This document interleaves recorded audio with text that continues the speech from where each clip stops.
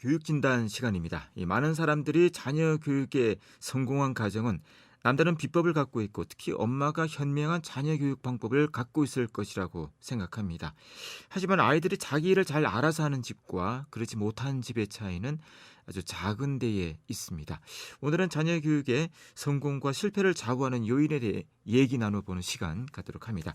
윤일현 교육문화연구소 대표 윤일현 선생님 오늘도 전화로 모셨습니다. 윤 선생님 안녕하십니까? 네, 안녕하십니까. 지금까지 많은 사례를 보셨을 텐데요. 자녀 교육에 성공한 집은 특별하게 차이나는 방법을 갖고 있는지요? 예, 얼핏 보면은 자녀 교육에 성공한 경우에는 그게 대개의 경우 과장되고 또 부풀려져서 그렇지 실제로는 그렇지 않는 집과 아주 미세한 차이가 있다고 보면 됩니다. 그래서 저는 이 말씀을 드리기 전에 제레드 다이아몬드 이 생물학자이면서 인류학, 역사, 언어학 등에도 해박한 지식을 갖고 있는 이 캘리포니아 대학의 교수인데요.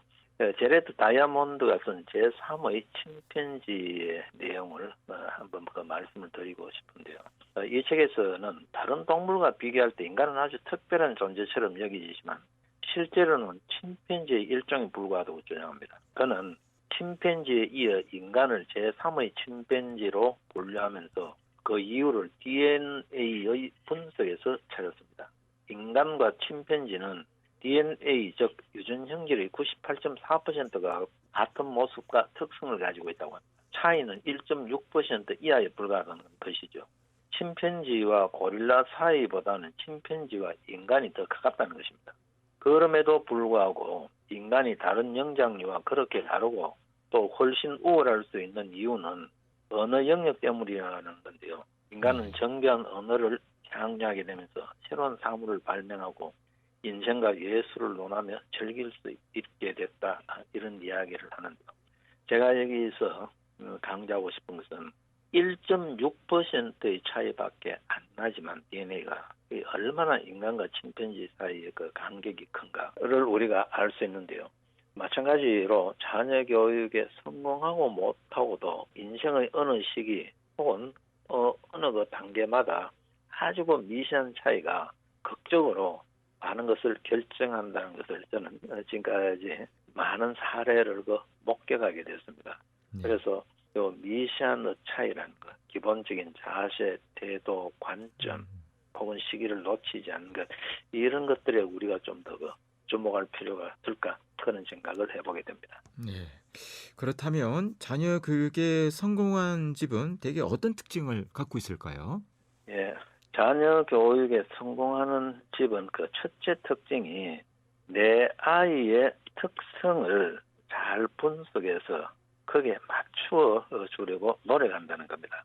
예를 들면은 형제 자매가 2명 이상 있는 집은 부모님들이 느끼지 않습니까? 같은 형제 자매인데도 성격이 확연히 차이가 나거든요. 어떤 아이는 아주 머리 회전이 빠르고 무엇이든지 빨리 하고 또 어떤 아이는 좀 늦게 스타트해서 그렇지만 끈기 있고 지구력도 있고 이런 아이도 있고 뭐 여러 가지 그 특성이 있는데 예를 들면은 조금 스타트가 늦고 무엇이든지 다지고 가는 아이에게 막 빠르게 몰아붙이면은 실패를 하지 않습니까? 그래서 가장 중요한 게 아이의 특성에 맞게 지도한다는 것. 그래서 지금 우리가 이 자녀 수가 적으면서 그냥 유행을 쫓듯이 어떤 시기에는 이 방법이 좋더라, 어떤 시기에는 이게 좋다, 심지어 뭐 학원이나 책까지도 그런 식으로 따라가는데 그것보다는 냉정하게 내 아이에 맞는 것을 택하는 게 중요하다.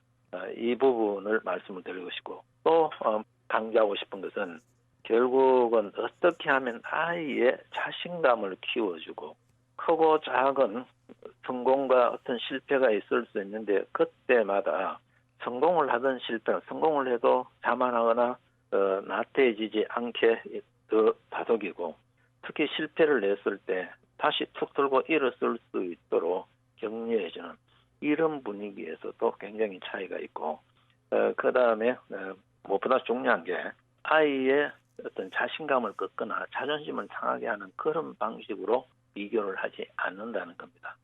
그래서 어떤 남과의 상대적인 비교, 저 집안이는 이런데 너는 왜 이러냐 이런 것보다는 그 아이가 가지고 있는 어떤 잠재 능력을 발휘할 수 있는 그런 그 부추김을 잘해줘야 되고요.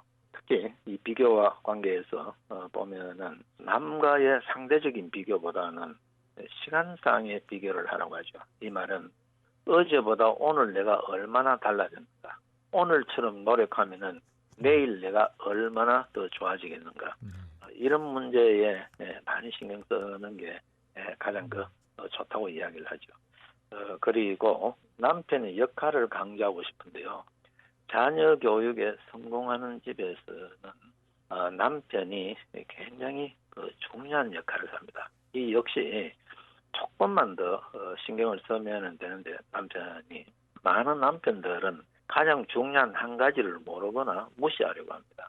이 아내의 수고를 인정하고 아내의 어려움에 공감하려 했으며 자녀들 앞에서 엄마의 권위를 세우지는 이 기본적인 사항, 마음만 먹으면 언제라도 가능한 이 한 가지가 얼마나 결정적으로 중요한 것인지를 남편이 알아야 됩니다. 공부를 잘하고 못하고를 떠나 아이가 바르게 커가는 가정은 부부가 서로 존경하고 서로 자녀의 문제를 두고 진지하게 열린 마음으로 토론을 합니다. 또 부부가 때로는 견해 차이가 있고 사소한 다툼이 있을 수 있지만 극단으로 몰아가지 않으며 언제라도 제자리로 돌아갈 수 있는 여지를 항상 남겨두는 그런 가정이 비교적 자녀 교육에 성공하게 됩니다.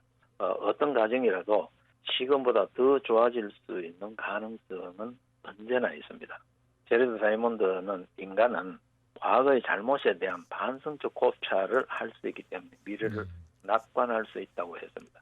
그래서 중요한 것은 부부가 서로 머리를 맞대고 지금까지의 자녀 양육 방식을 주기적으로 한 번씩 돌아보면서 더 나은 방법이 없는가를 대화하는 이 과정이 굉장히 중요하다는 것을 부모님들이 한번 생각해 보면 좋겠습니다. 그리고 마지막으로 강조하고 싶은 것은 무엇보다도 중요한 것은 첫째는 부부 간의 대화, 상호 의견 교환도 중요하고 그다음 주기적으로 자녀와 머리를 맞대고 대화를 많이 하는 게 굉장히 중요하다. 특히 아버지와의 대화가 굉장히 중요하다. 밥보다는 핑계를 대지 마시고 일주일에 한 번 아니면 한 달에 한두 번씩이라도 진지하게 살아가는 문제, 공부의 문제 이런 것들에 대해서 같이 허심탄회하게 이야기를 많이 하는 가정에서 자녀들이 대체로 바르게 성장하고 또 학업 성적도 좋아진다는 것을 한번 생각해 보면 좋겠습니다. 네. 이제 1학기도 종반을 향해 나아가고 있는데요. 상당수의 학생들이 이런저런 방법을 다 동원해 봤지만 성적 향상이 뜻대로 일어나지 않아서 학원이나 교재를 바꾸어 보기도 합니다. 좋은 방법을 찾지 못한 학생들에게 간단하게 조언을 부탁드립니다. 예, 결국은 자꾸 방법을 바꾸기보다는 가장 느린 방법이 가장 빠른 방법이다. 가장 교과서적인 기본 개념과 원리의 이해에 학습 시간에 절대량을 투자하고 기본 개념과 원리를 정리한 그 바탕에서 문제를 풀거나 다음 단계를 생각하는 이런 학습법을 다시 한번 생각해 보라고 권하고 싶습니다. 말씀 잘 들었습니다. 고맙습니다. 윤일현 교육문화연구소 대표 윤일현 선생님이었습니다.